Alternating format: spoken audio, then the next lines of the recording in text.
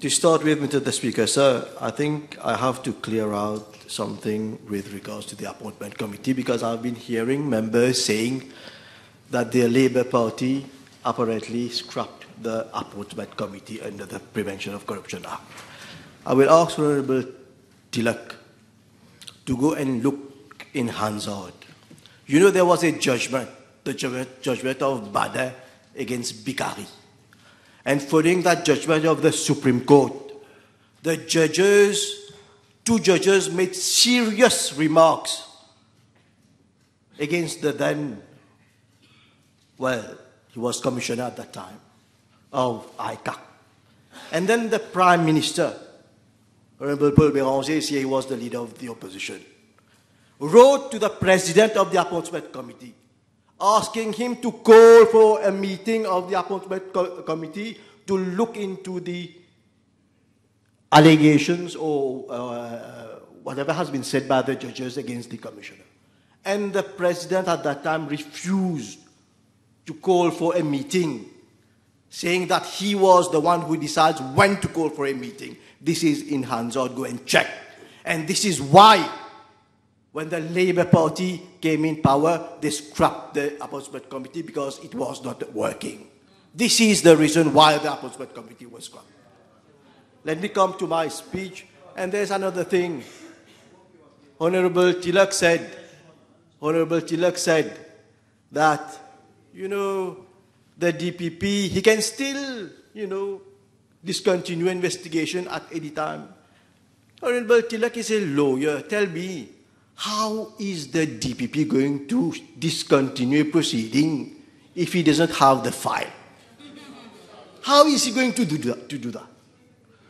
Anyway, Monsieur le Président, cette loi nous est présentée dans un contexte où les fléaux tels que la corruption, le blanchiment de l'argent sale et surtout le business de la drogue abattent sur notre société de plein fouet.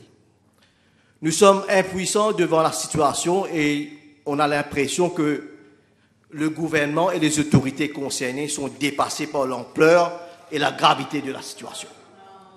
Le nombreux scandale que nous avons vécu depuis 2015, les contrats pour l'achat des médicaments et d'équipements pendant la période de Covid, l'affaire Franklin, le grey listing de notre juridiction sont les quelques exemples pour nous faire rafraîchir la mémoire.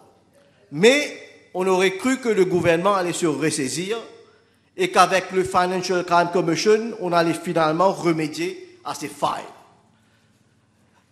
Renforcer nos institutions afin de protéger notre société ainsi que nos enfants de ces fléaux. Mais malheureusement, et l'histoire retiendra, comme en 2002, quand l'ICAC avait été créé, aujourd'hui encore, le gouvernement au pouvoir, dirigé par le MSM, nous propose une agence anticorruption, le FCC, qui risque d'être hautement politisée, pire ce que nous avons vécu avec l'ICAC. La liste de ces nombreux cas, qu'on appelle des high-profile cases, dénoncés à l'ICAC, mais qui, pour des raisons qu'on sait, n'a pas eu d'aboutissement à ce jour, est connu au grand public. Ce qu'on nous propose avec la FCC, je ne vais pas entrer dans les arguments légalistes, mais c'est une tentative délibérée, à travers un simple projet de loi, d'éroder l'office du DPP de ses pouvoirs sacro-saints qu'il retenait jusqu'à présent, ceux d'instituer et d'entreprendre des poursuites dans tous les cas criminels, inclus les crimes financiers. Pire, c'est qu'on donne ces mêmes pouvoirs à un nominé politique, le futur directeur général de la FCC. Cette démarche est sans précédent, exceptionnelle, et ce que les constitutionnalistes vont vous dire, qu'avec cette loi, on risque de frôler l'inconstitutionnalité, entacher les principes de séparation de pouvoir et menacer l'état de droit. Alors, vu l'impact et les conséquences de cette loi, des explications franches et claires du gouvernement et surtout du Premier ministre sont nécessaires. Pourquoi transférer à un nominé politique des pouvoirs qu'un judicial officer de l'office du DPP retenait depuis notre indépendance?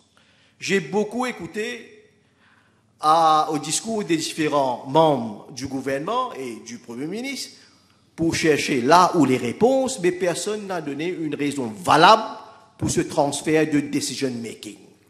On doit réaliser qu'on ne parle pas des poursuites criminelles concernant des simples contraventions sur le Food Act ou sur le Local Government Act, comme avait dit l'honorable Tiller.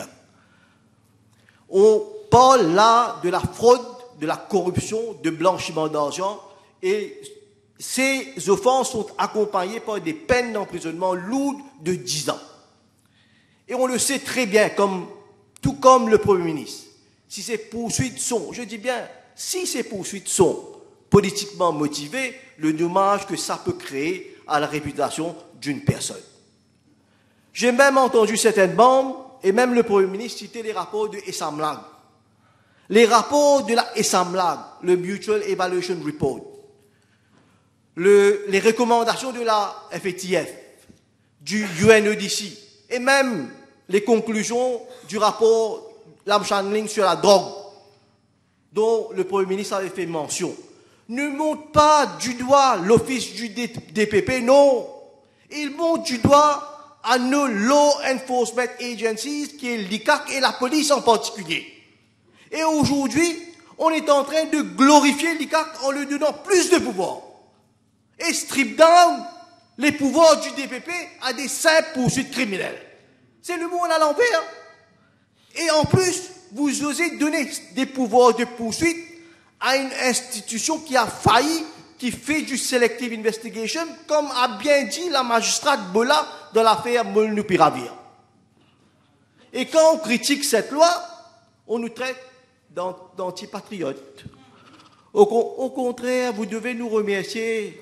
On attire votre attention sur les possibles dérives pour que vous ne faites pas de notre île Maurice un banana republic. C'est nous les vrais patriotes. J'ai écouté avec beaucoup d'intérêt l'intervention de l'honorable Colin Davelou, puisqu'il était le parrain de l'ICAC et il avait présidé lui-même le Select Committee sur la fraude et la corruption en 2001. Je voulais l'entendre, lui, un avocat respectueux et respectable, si ce n'était pas contre... Excusez-moi, c'est pas autre.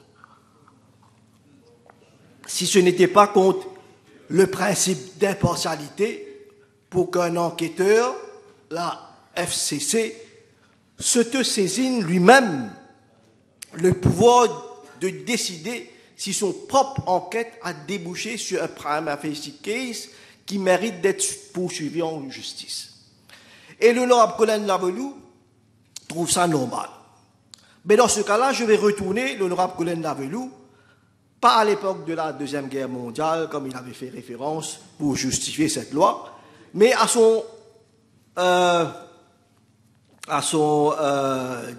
un extrait de son propre rapport sur le Select Committee sur la fraude et la corruption en 2001, et je cite, et je dois dire aussi que ce comité n'était pas composé de n'importe qui.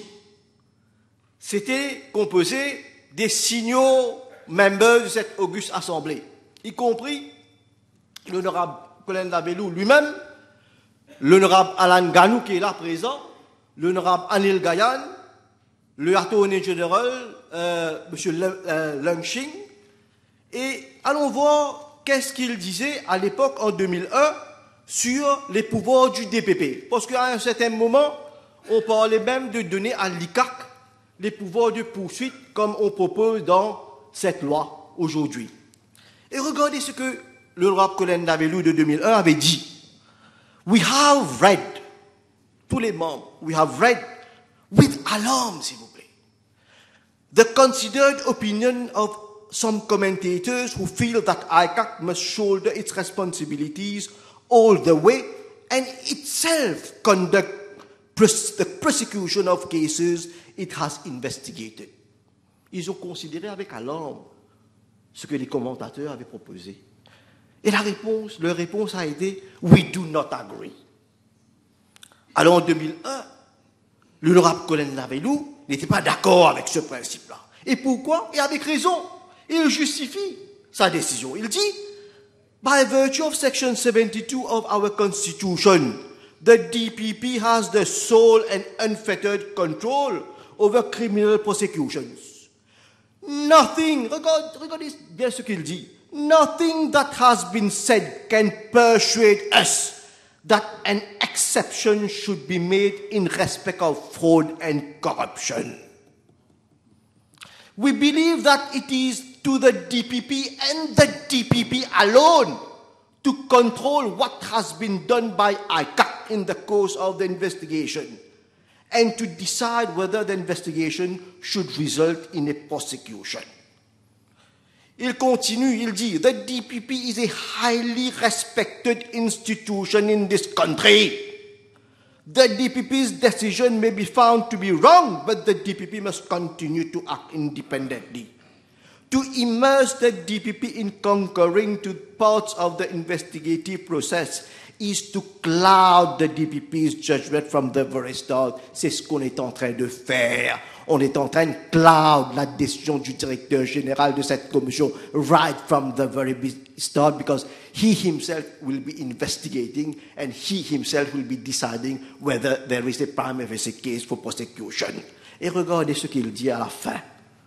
Vous allez être choqués, les membres du gouvernement.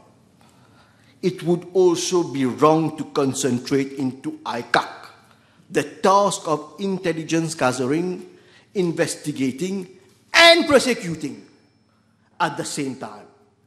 This, et je pèse mes mots, l'honorable Colin Navelou sait très bien ce que je vais aller dire.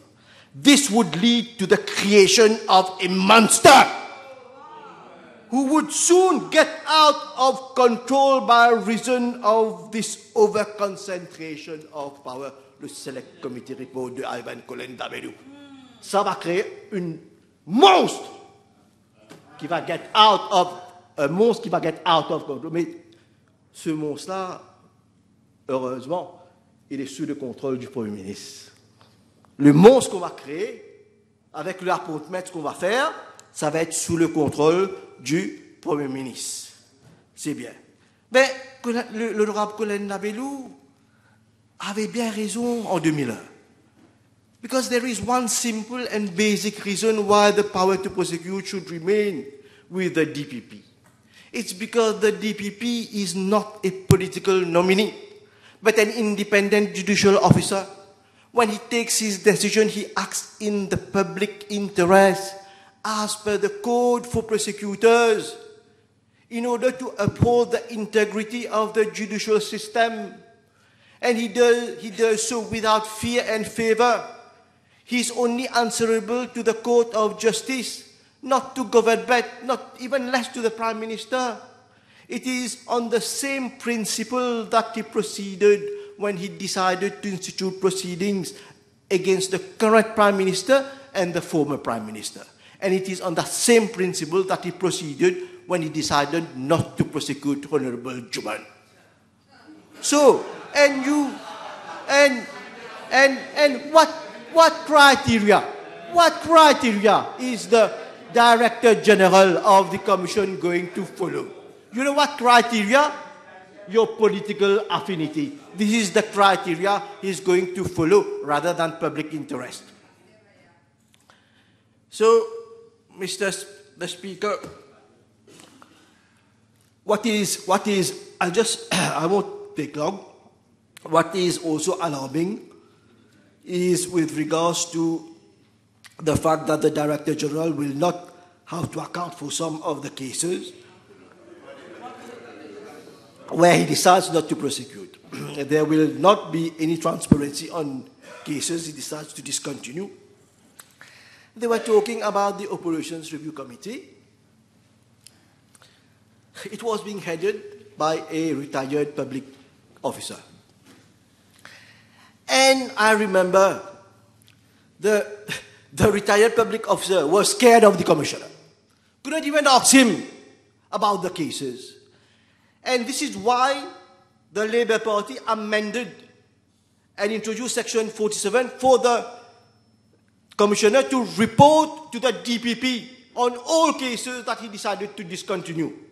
And if the DPP is not agreeable, the commissioner was obliged to follow the directive of the DPP. And what are you doing now? You know what you're doing? Look at section 128. 128, vous dites maintenant que c'est au Operations Review Committee to advise the Commission on what, on the number and manner investigation are completed and discontinued. Et puis ça, tout juste après, vous dites, à la section 128.4, this shall not be construed as authorizing the ORC to intervene in the decision of the Commission. Qui veut dire que la Commission peut discontinue an inquiry et il n'est redevable à personne, même pas le ORC. So, you see, you are going to allow the Commission to discontinue proceedings on whatever criteria he made things fit, and there is not going to be any supervision from any other authority. Alors, Monsieur le Président, pour terminer, c'est clair qu'on est en train de créer un monstre politique. C'est une loi régressive, mais comme l'honorable Baudal avait si bien dit, faites attention, les rênes de ce monstre sera à présent entre les mains de ce gouvernement. Dieu saura ce qui se passera quand ce monstre changera de maître. Merci.